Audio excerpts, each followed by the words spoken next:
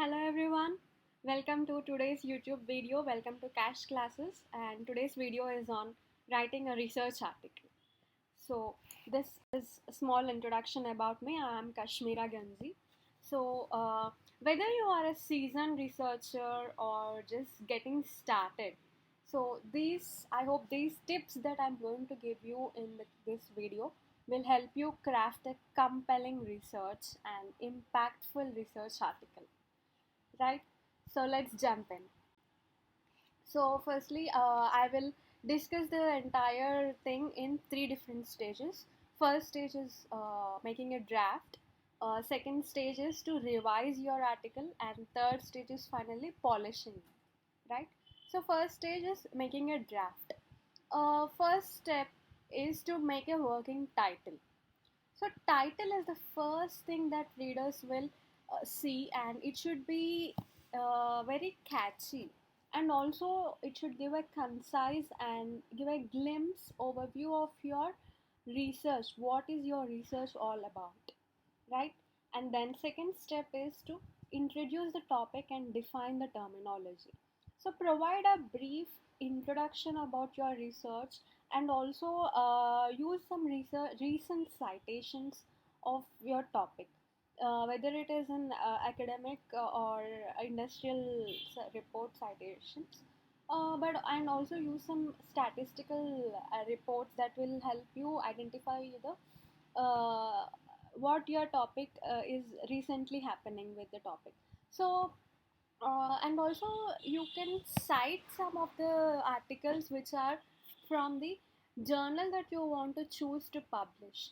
So this will actually help in some extent where the editor of the journal feels that yes, the article which you have sent is somewhat relevant to the aim and scope of that particular journal.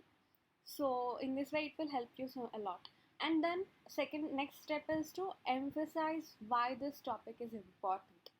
Explain the significance of your research. Why should people care about your work? What impact could it have on society? So establishing the importance of your research is very crucial to grab the research reader's attention, right? Next step is literature review. So briefly summarize existing research in your field. Show that you have done some thorough literature review, and you are identifying what is the position of your research in the current crowd of research articles. So literature review is something very important. And then fifth step is to indicate the gap. Identify the gaps both from academic literature as well also from the industrial reports as well, or both is benefited. And then you have to identify that what else needs to be answered, what else needs to be researched on. So this actually will help. You need to clearly state the gaps that will actually set the stage for what is the uniqueness of your study, right? And then sixth step is to pose research questions. So the questions, you should directly address the research gaps that you have identified in the previous step. So this will actually give the direction for your study, right? And then give the purpose and objectives. So they should provide the readers a roadmap for your entire study, letting them know what can be expected in this article, right? Next is list the methodological steps, and give the detailed research methodology that you have used in this study. If your research is grounded to some theory, then give the detailed explanation of that particular theory, why that theory is used, and how it is related to your research model, research variables, and so on. So moving on, describe the hypothesis. So and then give your research model. So hypothesis, if applicable, you present your hypothesis and research model, whatever you have developed. This is actually the backbone of your study, right? In scientific cases, it is experimental based, but in the mostly management and social sciences, you will find this hypothesis research model, right? And delve into the detailed connections of your research model, your variables, how do they relate, what is the relationship between the variables that you have chosen in your research model, explain it detailedly, right? And then coming to the results, give a summary of your results. So summarizing your findings, this is the moment where readers are waiting to. So make it clear and concise. Give the overall results that you have identified. Then focus on the main observations. So, whatever the results that you have obtained so far, then answer the key takeaways from your research. What are the findings that you have done in your research, right? And then support and defend the answers. Provide the evidence and reasoning to support conclusions. Provide the evidence in the sense it could be reports from the literature. You have to support whatever the findings that you have come across. And then if there are any conflicting results, anticipate the potential counter arguments or on the conclusions that are made, right? And if there are any conflicting results apart from what you have already expected, explain them. Explain the conflicting results, explain the unexpected findings and discrepancies with other research. So if there are any unexpected findings, explain them why they might have occurred. How they will contribute to the broader research of understanding of your topic. This is something very important. And moving on, state the limitations of your study.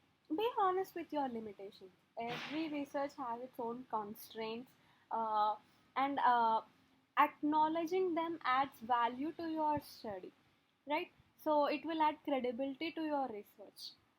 So limitations is one most important thing. And then state the importance of the findings, how your overall study will contribute to the body of knowledge, contribute to the existing literature review, right? And then what is the originality of your research, conclude it in this way, why your research is more important, how novel is your research from the apart from the other studies, already existing studies, right? And then suggest for the future avenues of the research. There could be some scope for the future research which you might not have studied in this particular article, and how better it can be done, or how what are the other important variables that could be studied apart from the your work.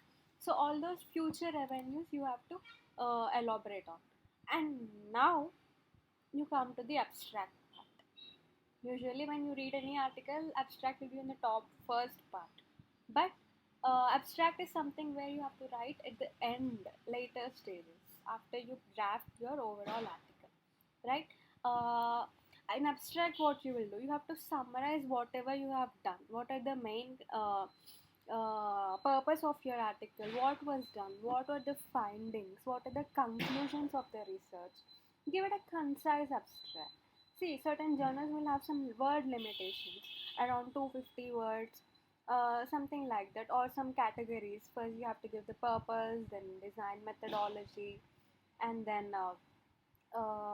if there are any findings, then if there are any implications, limitations, originality, what is the novelty of your research. So there's some order according to certain journals, or in simple one paragraph with a certain word limitation. So you have to follow the journal guidelines, and then you have to draft your abstract.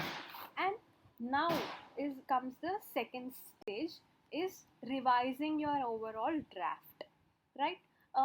You have to check for the clarity, whether there is a connectivity between the paragraphs, whether everything is coming in line, is it making sense, is it like in a proper story formation. Ensure that it is clear and it's a compelling story overall, right? Then check for the title, if there are any grammar errors, or if there are any punctuation mistakes, or if there are any tenses, past, passive voice, so what kind of active voice, what is needs to be used in an appropriate way.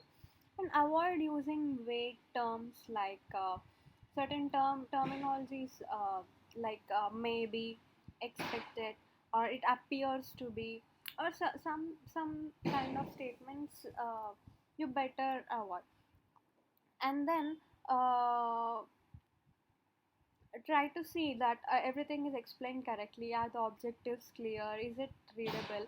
Are all the variables and techniques used are correct? And does the statements and the findings, when you are using some text, figures, tables, are all those numbered properly? And whether they have you have used it in the text also. So all those things you have to keep in mind, right?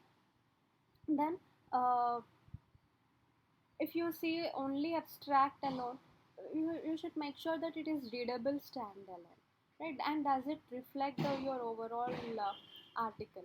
You should see whether there's a match for it, right? Next is polishing. So polishing is something where you have to rearrange whatever I was saying earlier. All the active tenses, proper tenses have been used or not. If there are any abbreviation, this is most important.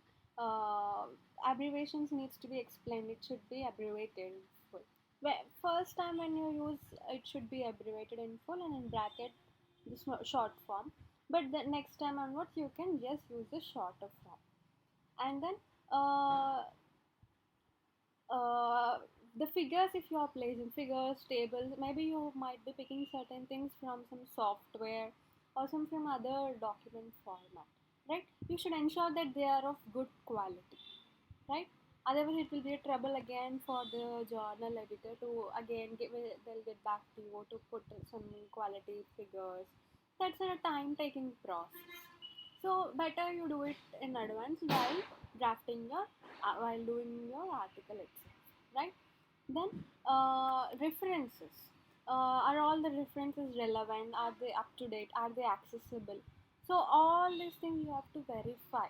Referencing style also, according to the journal style, you have to follow, right? And then check for grammar errors. Grammar errors, there are several softwares for it. Nowadays, ChatGPT also works well to some extent, not completely reliable, but to some extent it is good. And then check for plagiarism. Plagiarism, ensure that your work is original. So there are different plagiarism softwares and checking styles. You can follow that. And so that's all. These are the three stages. If you follow, then you will get a very good article. And it's a comprehensive guide. This video is a comprehensive guide for writing a good article. And but remember, the goal is to communicate your research work effectively. So take time to polish your work. If some reader finds some grammatic errors in between, they lost interest in while correcting those grammar errors itself. They stuck there. They don't lose interest in going further. So ensure that you polish everything well. Okay.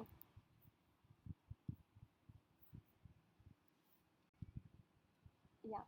So thank you one and all for watching this video. Please do like, subscribe and share the video if you like. Subscribe to Cash Classes. Thank you.